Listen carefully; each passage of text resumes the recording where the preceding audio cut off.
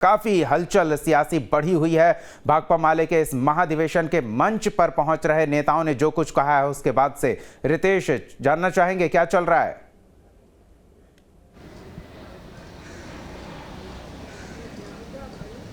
देखिए, सबसे बड़ी बात है कि 2024 में अभी समय बाकी है, 1 साल से ज़्यादा का समय शेष है, लेकिन अभी से ही सभी राजनीतिक पार्टियों ने इसकी तैयारी शुरू कर दी है।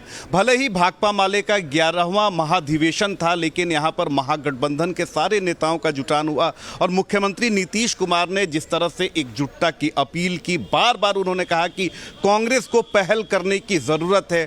उसके बाद डिप्टी सीएम तेजस्वी यादव भी आए, उन्होंने भी कहा कि ड्राइविंग सीट पर इस बार रीजनल पार्टियों को मौका मिलना चाहिए। सलमान खुर्शीद कांग्रेस का प्रतिनिधि के तौर पर इस महाधिवेशन में शिरकत करने पहुंचे थे।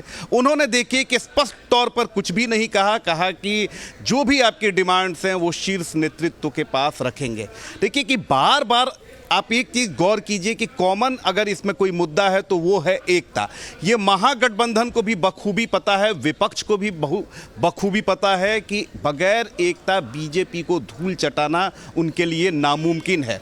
और विपक्षी एकता, एकजुट होना भी बहुत टेढ़ी खीर है, क्योंकि आप देखिए कि विपक्ष तो अक्सर गोलबंद करने की बात होती है, एक मंच पर लाने की बात होती है, लेकिन विपक्ष में नेता कौन होगा, नेतृत्व कौन करेगा, प्रधानमंत्री पद का दावेदार कौन होगा, ये स्थिति स्पष्ट इसलिए नहीं हो पाती है कि सारे लोगों को, सारे जो दल के राष्ट्रीय नेता हैं उनको ये उम्मीद रहती है कि प्रधानमंत्री पद के तो दावेदार वही हैं। अब समझिए कि प्रधानमंत्री पद के एक पद है, दावेदार इतने सारे हैं, तो जाहिर सी बात है कि वहाँ एकता नहीं हो सकती है। लिहाजा कल हमने सारे प्रोग्राम को देखा, जिस तरह से मुख्यमंत्री नीतीश कुमार ने अपील की, उन्होंने साफ तौर पर कहा कि कांग्रेस को पहल करने की ज़रूरत है।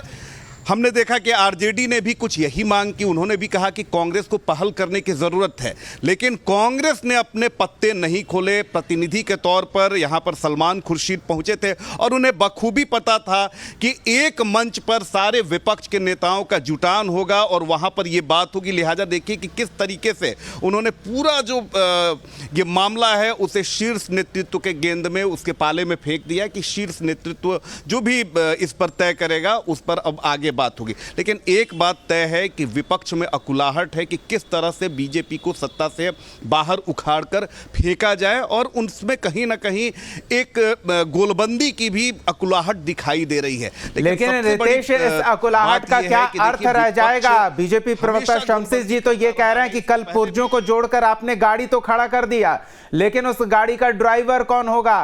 क्या उस ड्राइवर के पास लाइसेंस भी है? कहीं महागठबंधन की ये गाड़ी आगे जाके एक्सीडेंट न कर जाए। इस तरह की बातें बीजेपी की ओर से की जा रही है।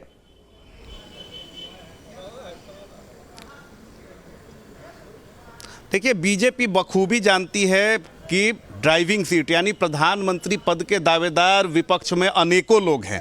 अब प्रधानमंत्री पद तो सिर्फ एक है, वहां पर दावेदारी अनेक है। जाहिर सी बात है कि इसी का फायदा बीजेपी को मिलता है, क्योंकि कांग्रेस पार्टी राहुल गांधी को छोड़कर दूसरे को दावेदारी नहीं दे सकती है।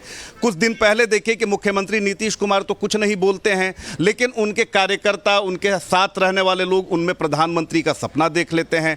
कुछ यही हाल आप देख लीजिए, ममता बनर्जी की बात कर ले, केसीआर की बात कर ले, तो फिर आखिर विपक्षी एकता कैसे होगी? क्योंकि जहां एक पद के लिए 1000 दावेदार हैं, वहां पर आप एकता की उम्मीद नहीं कर सकते। बिल्कुल, आप दलों को जोड़कर एक गठबंधन तो बना देते हैं।